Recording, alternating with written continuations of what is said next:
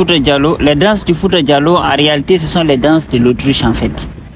Vous voyez, la plupart des danses que les gens ont là, c'est mimé sur la danse de certains animaux. Maintenant, au Fouta Djallon, en fait, vous voyez la façon de danser de l'autruche, là.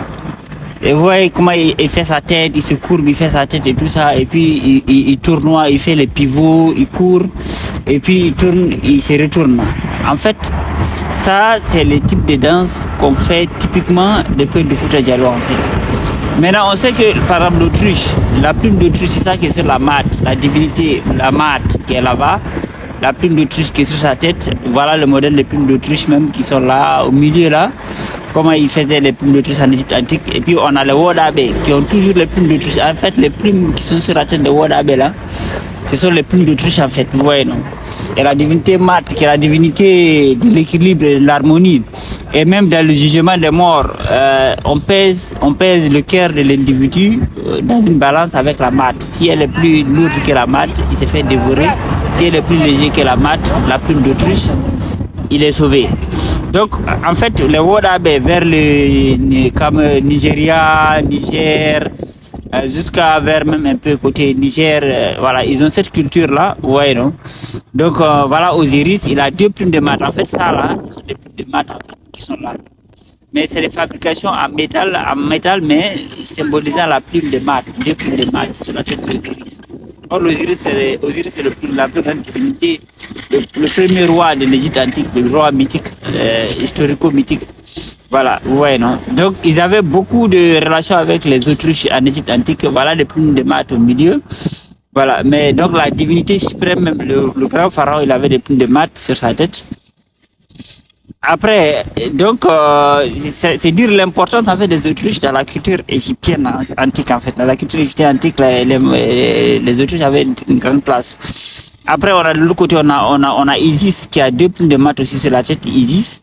C'est Isis qui est de l'autre côté là-bas. Voilà, Isis qui est là. Il y a 2 plumes de mat aussi. Après, on a l'œuf d'autruche au milieu, là où sont dessinées des cartes. Ils dessinaient des cartes ou bien des machins.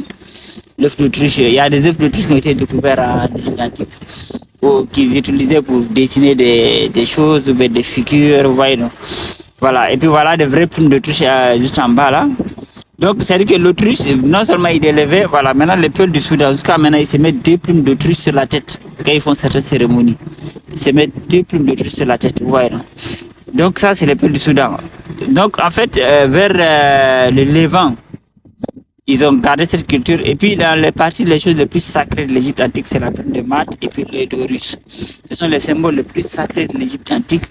Après, il y a le djed là. Le djed là, c'est ça qui est, en gros, c'est que Oscar, c'est que Sakor, la divinité, tient dans la main. Mais les deux, c'est la plume de mat et l'œil d'Horus. Ouais, c'est les symboles les plus importants. Maintenant, voilà, le jugement du mort. Voilà c'est Osiris qui accueille les défunts, s'il est accueilli. Maintenant, on pèse avec Anubis qui pèse le cœur du défunt avec la plume de mat. S'il est plus lourd, c'est pour ça qu'il faut avoir le cœur léger. On ne peut pas aller au paradis si on n'a pas le cœur léger. Il faut enlever la haine dans son cœur.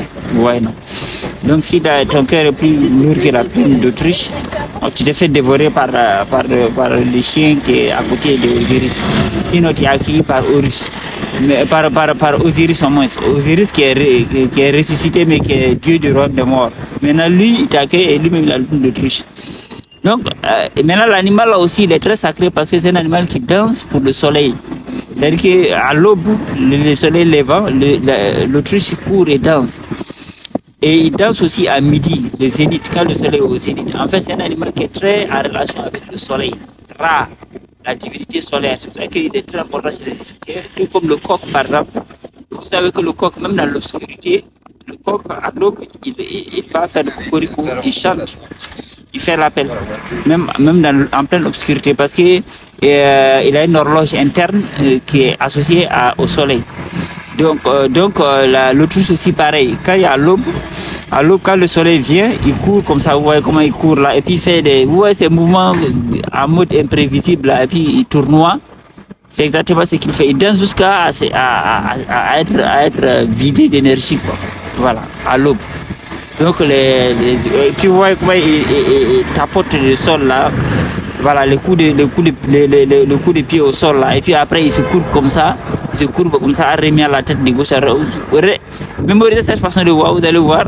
Les gens qui savent vraiment danser, la danse, les danses, parce que chaque tribu Peul a une danse propre à elle.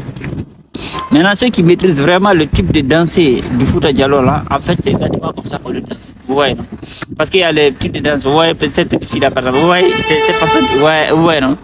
Voilà, et cette petite là, elle est jeune, mais elle commence déjà à maîtriser le truc. Voilà, voilà. Et puis tournoyer, et puis faire des gestes un peu en mode imprévisible, sauter, tapoter le sol. Vous voyez, non? En fait, si vous regardez des vidéos de danse des autruches et puis les vidéos des gens qui savent danser, les danses du Fouta Djallon, exactement c'est ça. Voilà. En fait, la plupart des peuples, chaque peuple, il a un animal totem, si on veut, ou bien associé symbole, un animal symbole. Et ces danses, généralement, sont calquées sur l'animal symbole. Par exemple, nous, les peuples, notre animal totem, c'est le serpent. Maintenant, surtout la couleuvre. Et la couleuvre, généralement, c'est le serpent le plus couché, ou bien le cobra. Ça dépend des tribus Peul. Mais généralement, l'animal tabou, totem chez nous, c'est le serpent. Mais l'animal symbole, c'est clairement pour la tribu de Fouta Djallon, c'est l'autruche en fait. Voilà. C'est la danse là, c'est nos danses, c'est les danses de l'autruche en fait. Maintenant, les Peuls de Vadam Fouta Toro, les Peuls de Thierry aussi, ils ont leur danse à eux. Les Peuls de Cameroun, ils ont leur danse à eux. Les de la Damawa, Soukoutou, c'est le Soudan là-bas. Voilà, vers le Soudan là-bas, ils ont les plumes, ils ont les plumes et autres. Mais la danse, c'est nous qui avons la danse là. Vous voyez cette dame là, par exemple, sa façon de danser. Vous voyez, c'est mouvement subite. C'est mouvement subite. Vous voyez comment elle court là, elle court subitement, elle se retourne. Voilà. Et comme quelqu'un qui sait pas trop se tourner, voilà, et puis pivoter. C'est exactement la danse de l'autruche. C'est ça, c'est la danse de l'autruche. Vous voyez, non? C'est ça la danse de l'autruche. Voilà, et c'est comme ça que les autruches à l'aube, elles font quand le soleil se lève en fait. Vous voyez, non? Elles dansent. Voilà. Donc la plupart des peuples anciens, en fait, leurs danses sont calquées sur des animaux. Maintenant, parfois c'est connu, parfois c'est pas connu, mais c'est important de savoir parce que ça veut dire que normalement si on avait un emblème, on devrait mettre l'autruche dessus en fait. C'est-à-dire que nous les peuples du Fouta Djallon, si on avait un emblème, l'autruche devrait figurer dans notre emblème. Ouais, non? L'autruche devrait figurer dans notre emblème. Voilà, tapoter le sol comme ça, c'est exactement ça.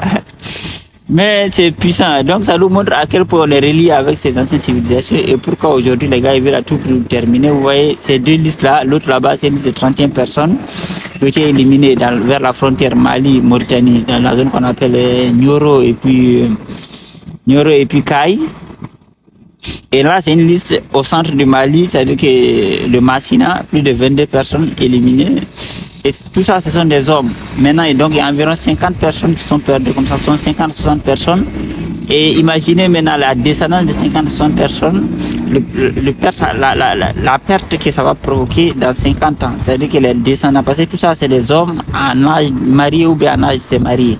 Donc, ils terminent les hommes et ils se métissent avec les filles. C'est ce que Pharaon a fait aux enfants d'Israël, en fait. C'est-à-dire que ces prophéties-là, ce sont des prophéties, la Bible, le Coran sont des prophéties, mais ils nous font croire que c'est des livres d'histoire. Non, en réalité, c'est maintenant qu'on le vit. On est exactement sous la domination de Pharaon actuellement, nous les peuples en Afrique. Maintenant, eux, ils savent qui nous on est, mais nous, on ne sait pas qui nous on est. Et maintenant, nous, on appelle cet animal en polar Dawal. Dawal, on appelle l'étoile Fadoum Daw, l'étoile à 6 branches Fadoum Daw, en référence à cet animal-là. Ouais, non. Et cette étoile-là, pour nous, on l'appelle Fadoum Daw. Maintenant, eux, ils ont commencé à utiliser cette étoile-là vers 1800, 1900, là, vers 1900 même, officiellement, vers 1900, les gars qui se disent juifs, là, ils ont commencé à utiliser cette étoile-là vers 1900. Et ils ont déformé le Dawal en Daoud, qui veut dire David en arabe. Alors que nous on dit Fatoun Daw. Mais quand on dit Fatoun en polar, ça veut dire l'outil de protection. Donc ça veut dire qu'on sait exactement ce que ça signifie. Voilà un Wadado avec une chaîne, avec l'étoile de David. Et puis l'œil d'Horus au front. Vous voyez, non? Donc ça veut dire que nous, chez nous les peuples, le nom de l'étoile indique son rôle. C'est une étoile de protection, Molorgal. Maintenant, sur les chapeaux là, c'est des étoiles, c'est des plumes d'autruche en fait que le Wadabe font sur les chapeaux là. Tout comme Osiris met des plumes d'autruche sur sa tête. Vous voyez, non? Donc, nous, dans notre légende mythologique, on dit que c'est le Dao là, c'est le Dawal, c'est l'autruche qui fait le signe de cette étoile là où elle fait sa ponte pour protéger. Donc, c'est comme symbolique d'une protection. Donc, c'est pour ça qu'on l'appelle Fatul Dao, Fator de Dawal. Donc, c'est une protection en fait. Donc, chez nous, on sait à quoi ça sert. Et c'est un symbole musulman aussi, comme il faut le savoir. Surtout très utilisé par les Maures, qui sont des peuples du Fouta Toro à l'origine, qui ont démarré au Fouta Toro vers la 1050. Et on retrouve aussi les Fatimides en Égypte et tout. Voilà, donc c'est un symbole musulman.